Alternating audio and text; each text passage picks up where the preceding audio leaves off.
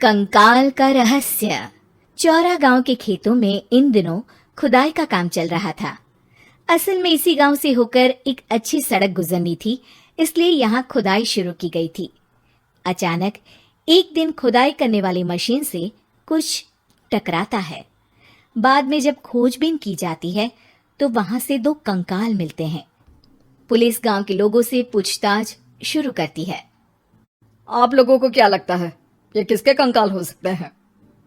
अरे साहब, हमें क्या पता ये किसके कंकाल है, आप ही लोग पता लगाइए। हम लोग तो बहुत ज्यादा डरे हुए हैं। हाँ हाँ, हमारी फॉरेंसिक टीम अभी आ रही है। ये बताओ कि इस गांव के रहने वाला कोई जोड़ा गायब तो नहीं ना? क्योंकि शुरुआती जांच में तो ये बात सामने आ रही है कि एक कंकाल किसी पुरुष का है तो एक किसी महिला का।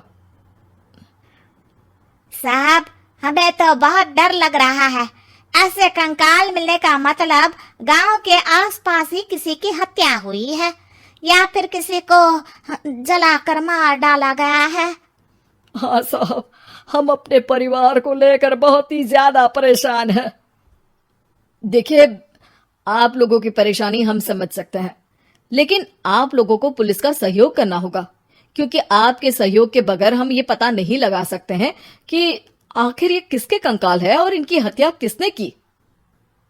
ठीक है साहब, गांव के लोग आपका पूरा सहयोग करेंगे। हाँ साहब, पूरा सहयोग करेंगे। तो फिर ठीक है, हम अपनी जांच शुरू कर देते हैं। कुछ दिन बाद जांच रिपोर्ट आ जाती है। पता चलता है कि ये कंकाल करीब 20 साल पुराने हैं, यानी 20 साल पहले किसी जोड़े की हत्या कर शव को यहाँ पर दबा दिया गया था। इंस्पेक्टर राघव, ये बताओ कि 20 साल पहले की मर्डर मिस्ट्री क्या आप सुलझ सकती है?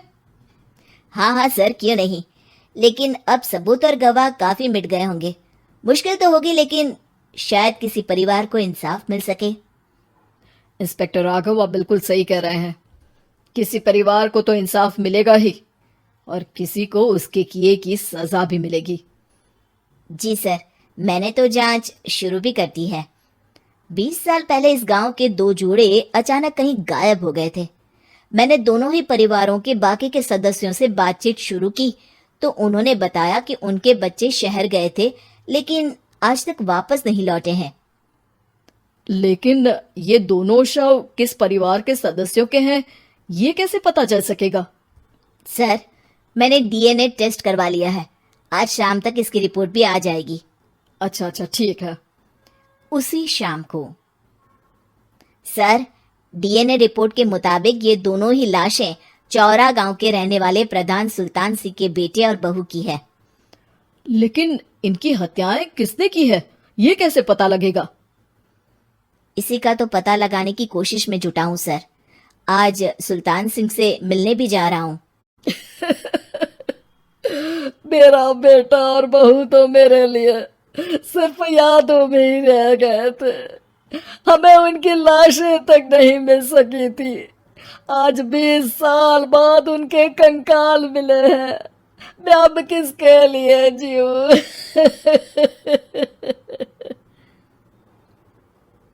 लेकिन सर, क्या आपकी किसी से कोई दुश्मनी थी? अपने बेटे बहू की हत्या के लिए आप किसे जिम्मेदार मान रहे हैं? अब मैं किसका नाम बोलूं? मेरी तो किसी से दुश्मनी नहीं थी, बस मेरे बेटे बहू को कोई वापस ला पाता।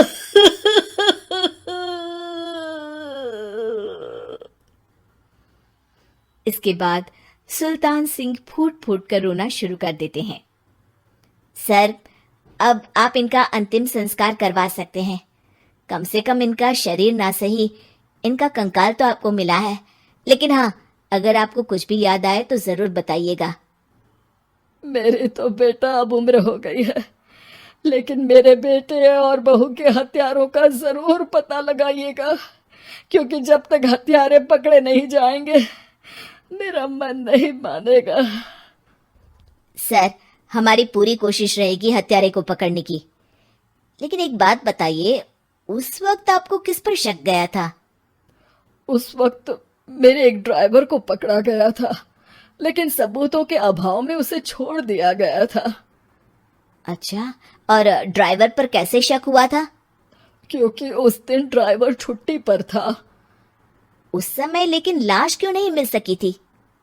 उस वक्त पुलिस ने बहुत कोशिश की थी, लेकिन दोनों की डेड बॉडी नहीं मिल सकी थी।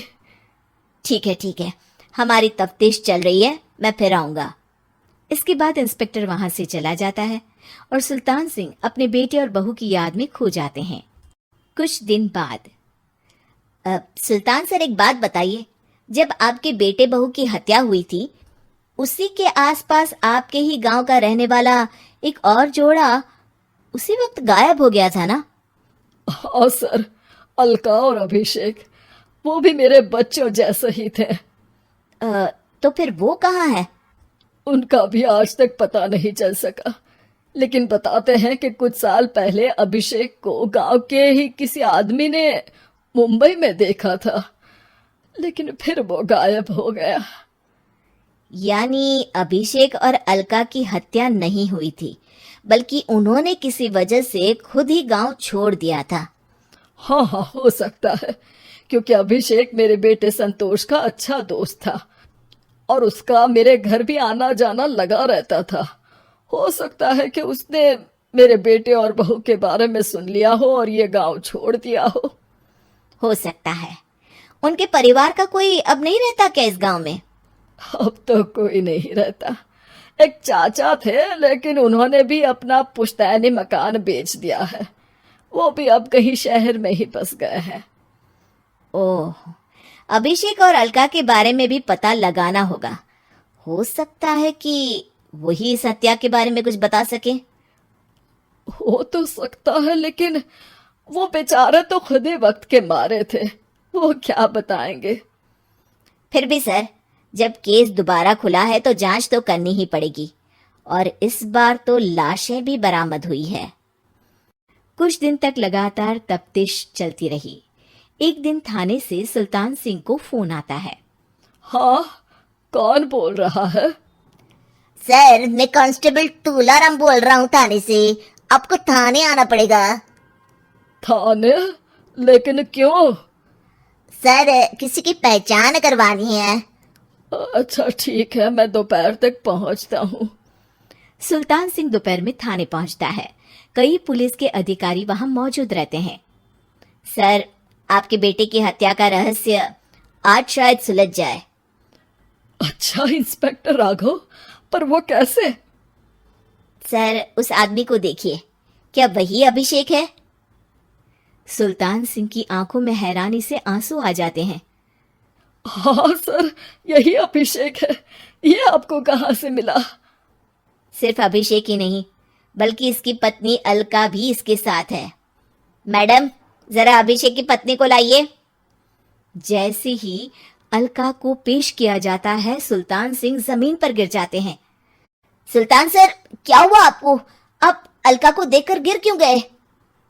सुल्तान सिंह सर पकड़कर बैठ जाते हैं। ये अलका नहीं, बल्कि ये तो मेरी बहू रितु है। पूरा थाना एक दूसरे का मुंह देखने लगता है। क्या? इसके बाद हर किसी को दो कंकाल और हत्या का रहस्य समझ में आ गया। अभिषेक और रितु ने मिलकर संतोष और अलका की हत्या की थी और लाश को जमीन के नीचे दबा दिया था। आज 20 साल बाद इस हत्या का रहस्य खुल सका था कि अवैध प्रेम संबंध में दो मासूमों की जान गई थी।